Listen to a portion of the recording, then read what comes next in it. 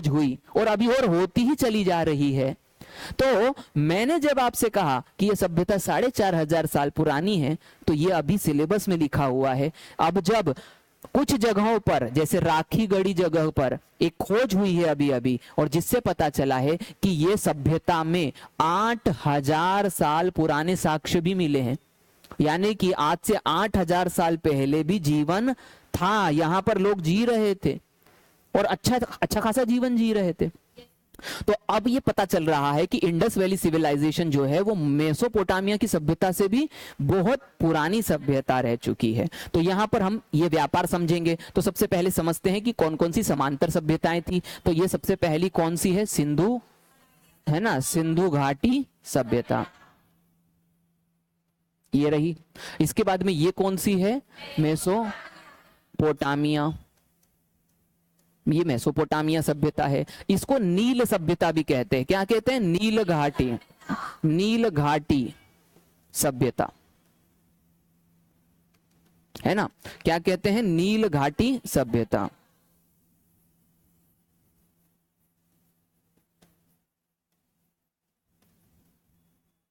और इसका एक और नाम है मिस्र, जैसे कि, है ना, मिस्र सभ्यता। अभी जैसे कि हम बात करें तो यहाँ पर हमारे पास में भी सिंधु घाटी सभ्यता भी नाम है और हड़प्पा सभ्यता भी नाम है। उसी प्रकार से नील घाटी सभ्यता और मिस्र सभ्यता। मेसोपोटामिया हो गया। ये जो है वो कौन सी है? जिया, है ना। क्या कहेंगे? जिया सभ्यता।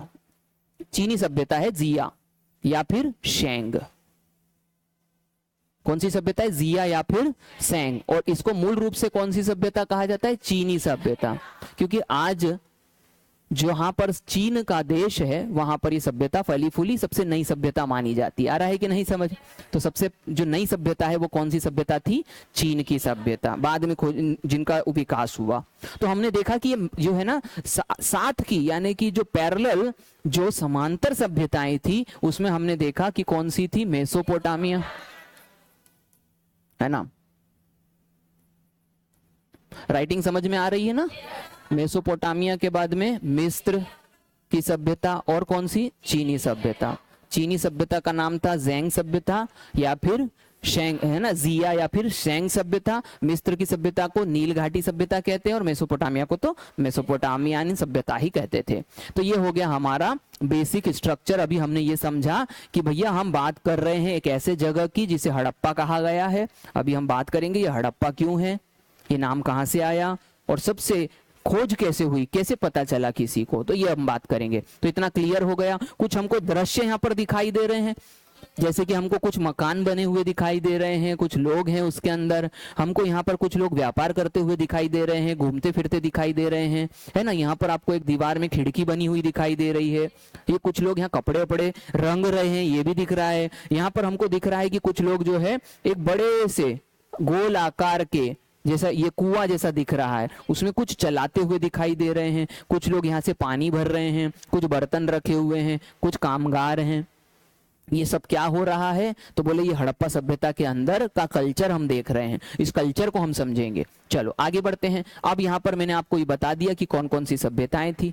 अब हम आगे बढ़ते हैं। अब हम कहाँ पर आ गए? विषय वस्तु क्या क्या है जो हम पढ़ेंगे। ये पूरा हमने पढ़ लिया ना तो हमारा हड़प्पा सभ्यता कंप्लीट हो जाएगा। अब क्या क्या पढ़ेंगे? सबसे पहले हड़प्पा सभ्यता की खोज कैसे हुई। एक दिलचस्प बात है ना, खोज कैसे हुई। मतलब ऐसा थोड़ी था कि मैंने ऐसा आंख बंद करा और मैंने बोला दक्षिण दिशा में चले जाना, वहां पर एक हड़प्पा सभ्यता मिलेगी, वहीं खोदो। जैसे ऐसे होता है ना, जैसे उदाहरण के लिए हमारे समाज में जब कुआं खोदना होता है तो हम कुछ लोगों को बुलाते हैं, फिर वो ऐसा नारियल रखते हैं, फिर ऐसा ऐसा कुछ करते हैं और फिर बोलते हैं यहीं खोदो। तो बोले सर हाँ ऐसे ही कहीं हड़प्पा की भी खोज हुई होगी कि नारियल लेके घूमा होगा आदमी। अरे तो कहाँ घूमेगा वो भी तो देखो। ये क्या इतना घूमेगा कि पूरे पृथ्वी लोक पर नारियल लेके घूमेगा कि हाँ यहाँ हड़प्पा, यहाँ खोजो। तो एक दिलचस्प, एक मन से एक आश्चर्य का भाव पैदा हुआ, यार खोजा कैसे इतनी बड़ी चीज को। ये तो जमीन में गड़ी होगी। 4.5 अपन 4 दिन यदि कमरे में झाड़ू नहीं लगाओ तो इतनी लेयर चढ़ जाती है मिट्टी की। ये तो 4,500 साल की बात हो रही है, तो ढेर हो गया होगा मिट्टी का। ये तो अंदर दबी हुई थी। और किसके पास में इतनी एक्सरे वाली आंखें हैं कि अंदर तक देख लिया उसने। ये कैसे खोजा? तो खोज को हम समझेंगे, है ना। खोज के बाद में अगली चीज को हम क्या समझेंगे? क्यों भाई क्यों सिंधु घाटी सभ्यता, क्यों कांस्य युगीन सभ्यता, क्यों कहते हैं इसको हड़प्पा सभ्यता? आ रहा है कि नहीं समझ में?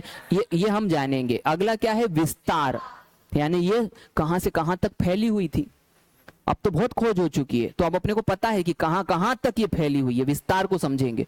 काल निर्धारण, हमको कैसे पता चला सर? आपको अभी देखो प्रश्न के आश्चर्य देखना, आपको कैसे पता चला 4,500 साल हो गए? या 4,500 साल पहले की ही थी? और आपको कैसे पता चला कि 8,000 पहले की थी? ये एक प्रश्न आया मन में, तो यहाँ प्रश्नों जैसे जैसे प्रश्न आएंगे वैसे वैसे हम सिलेबस में आगे बढ़ेंगे। नगर नियोजन, अब भाई ये नगर, एक आपने कहा ये नगरीय सभ्यता थी, यानी कि नगर में रहते थे। सर नगर और गांव अलग अलग होते हैं। सर नगर में है ना जो है व्यापार होता है, खेतीबाड़ी नहीं होती। नगर में क्या होता है? व्यापार होता है। वहां पर जो लोग होते हैं वो मुख्य रूप से जो है व्यापारी लोग रहते हैं, किसी न किसी प्रकार का सौदा करते हैं, उस हिसाब से उनका जीवन चलता है। तो यानी कि इनका जो नगर नियोजन था वो कैसा था? यहाँ जो घर थे, सड़क थी, नालियां थी, ये लोग कैसे रहते थे उसको हम समझेंगे। सामाजिक जीवन, इनके बीच में आपस में कल्चर कैसा था? जैसे अभी हमारा समाज देखा जाए तो बताने की तो आवश्यकता नहीं है कि अलग अलग जाति धर्म में हम बटे हुए हैं। आ रहा है कि नहीं समझ में? और फिर भी हम साथ में रहते हैं। तो हमारी सामाजिक व्यवस्था ये थी। इनकी क्या थी? क्या ये तब भी वैसे ही थे जैसे अभी हम हैं, या फिर ये कुछ अलग प्रकार से जीते थे? इनके बीच में आपसी संबंध कैसा था? हम पढ़ेंगे राजनीतिक जीवन। सर आप कितनी बड़ी जगह की बात कर रहे हो, आपको पता है सर? आप देखो इतनी बड़ी जगह की बात कर रहे हो सर, ये इतनी बड़ी जगह की, इतनी बड़ी जगह, ये देखो ये पिक भी है, इतनी बड़ी जगह की बात कर रहे हो सर आप।